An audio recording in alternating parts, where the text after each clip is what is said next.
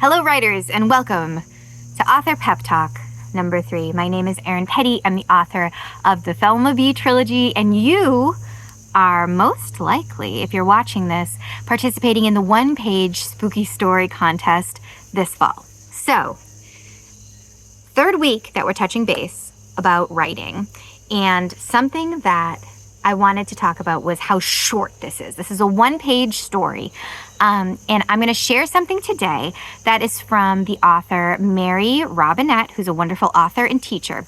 And she says that, when you're watching the Olympics, there's a bunch of different ways to watch the Olympics. For example, you can watch all of the background stories and all of the stories about the city and how they built all of the tracks, all of everyone's families, how they grew up playing hockey and the whole life story. And then you watch the game and it's a big game and there's a moment that's like a highlight. And then afterwards there's an award ceremony. You watch the whole thing. You can spend so much time watching the Olympics, right? That is like a novel, a book, a big long story that you can settle into. Whereas a short story is like someone sends you a YouTube clip of the most exciting moment in the game. And you still watched the Olympics, you just watched it a totally different way. That's what writing a short story is like. So what do I mean by this? What does it mean for you?